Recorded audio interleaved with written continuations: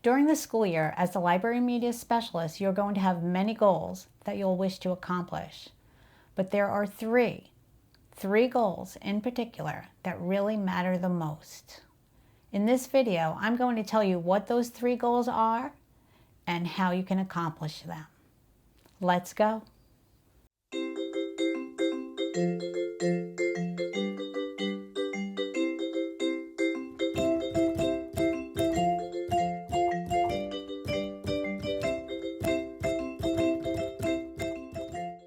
Okay, so your first goal as a library media specialist is to support the curriculum. How are you going to do that? Well, the first thing you're going to do is you are going to find out what the curriculum is. And by curriculum, I don't mean your library curriculum or learning objectives. I mean the school and grade level classroom and content curriculum. How do you find out what that is? Well, you can go to the school website. You could ask the principal. Sometimes school districts have handbooks for parents that could either be written like a little pamphlet, or it would be online at the district office. Just ask someone in your school building if you don't know the grade level curriculum. And this also applies to every grade level, K through 12, not just elementary school. Maybe in your school district, third graders study world cultures, and fourth graders study colonial America, or seventh graders study the Civil War. Every year, that content primarily stays the same, and it's usually in a public school, it is usually determined by your state education department. So it might differ from state to state, but it will be your job to find out what it is. How do you accomplish this? Okay, so now you've found out what the curriculum is, and you are going to use that curriculum, you're going to incorporate it into your lessons. Now, I mentioned briefly about library learning objectives and standards. Your library objectives are usually skill-based objectives. You want the students to find information, organize information, present information, evaluate information. All of those are skill-based learning objectives. You are going to use the classroom content on those grade levels to accomplish your objectives. For example, third grade in my school district, a social studies learning objective was for them to learn about world cultures. They specifically had 5 countries that they studied every year. This was determined, I believe that was determined at the district level, but they had the same 5 countries that they explored their cultures every year in social studies. So I developed a project. It was a passport project where I used world folk tales. And so one of the countries happened to be China, one happened to be Mexico. I would have a folk tale from each of those countries. We would explore the folk tale, and then we used our passports to research those world cultures. I was accomplishing all of my learning objectives in the library for seeking information, evaluating information, organizing, presenting information, but I was also supporting the classroom curriculum. You're not only complementing what the classroom teacher is, you're supporting it, because no matter what time of year I came to each country in our project, which it usually took up about half of the school year. It would just be an ongoing kind of formula that I used for each country. If the students hadn't learned about that country yet in their classroom, then it was giving them background knowledge. When those students started learning about that country, they already knew a little bit about it and had learned a little bit of information.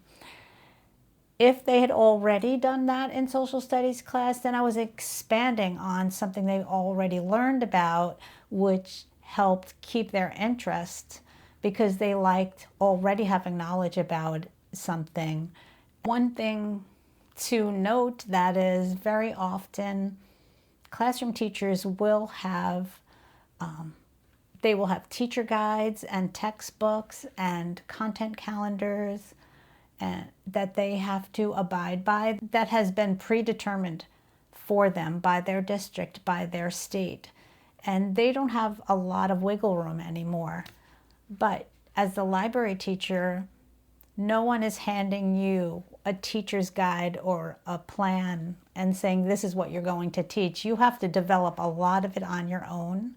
To do it this way and use the content from the classroom, I personally thought that was the best way.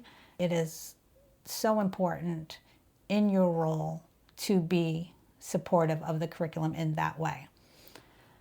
Another way you're going to support the curriculum, by learning it, by teaching it, and then by developing your collection and providing resources that support it. This is a big part and another reason why you need to really know the curriculum, because you using district guidelines, you're going to develop your collection to match the curriculum of the building. You are going to buy textbooks about colonial America and world cultures, and you're going to have those available to your students and to your teachers as well.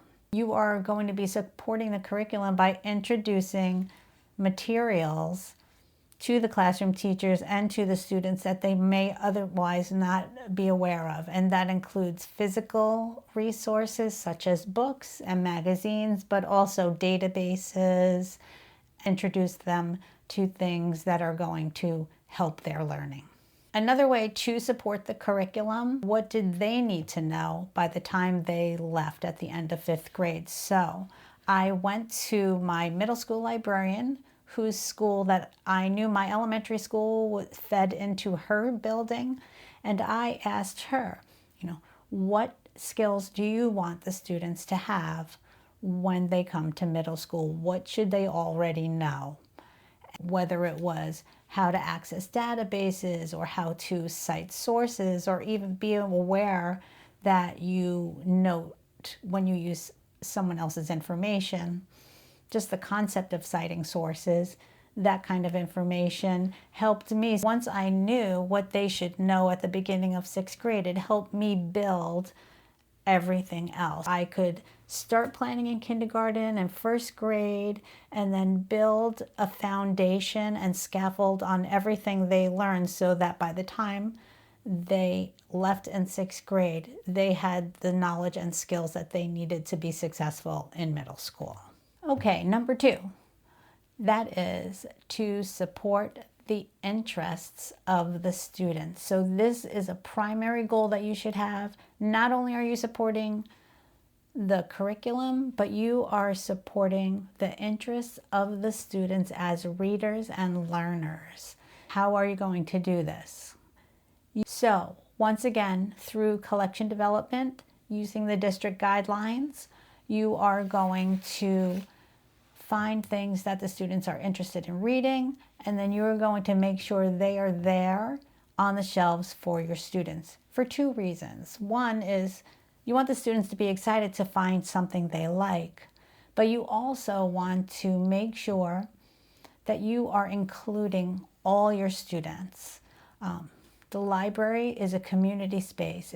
It's meant for everyone, so everyone needs to be represented. Every student needs to be able to make a connection to something in your library. Every student needs to be able to find themselves in your library. That could be through magazines, that could be through graphic novels, it could be through non-fiction topics that they are interested in, or other genres of literature.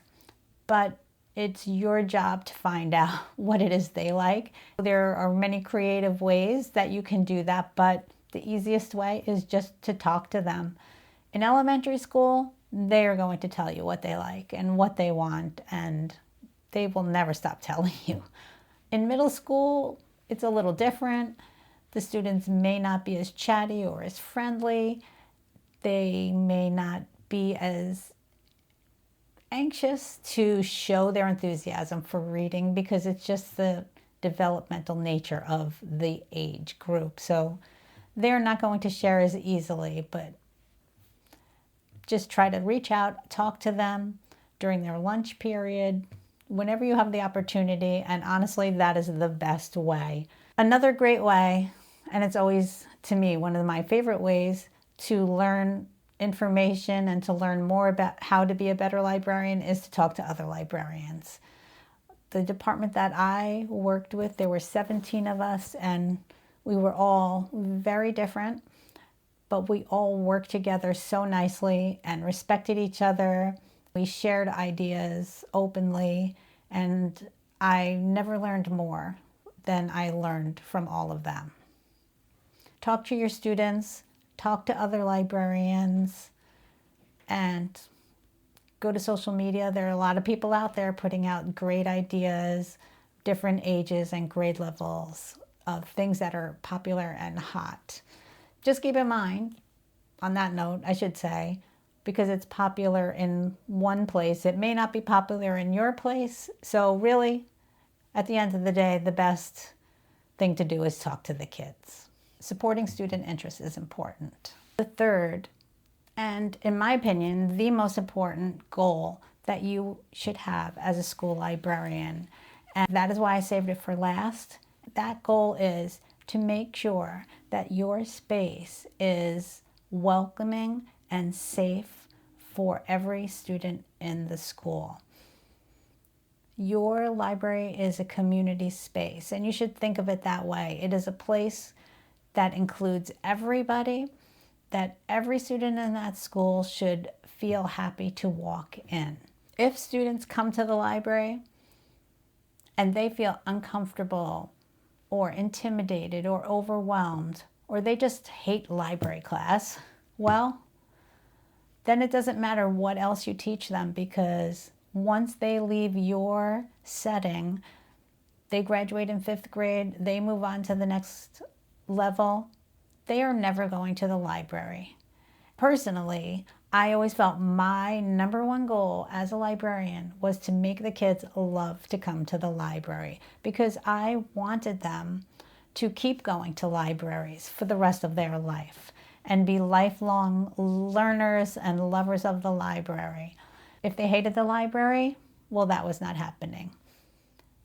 How do you do this? Well, one thing that I used to do is I always made a point to make a connection between our school library and the public library. As often as I could, I would mention the public library. We had a fantastic public library, and mention all the things they had there. Or if I was teaching them something within our library space, I would compare it to the public library space so that they knew that whatever they were learning and the things they had access to and how they felt while they were in my library, they could still get all of that, even outside of the school day, in the public library.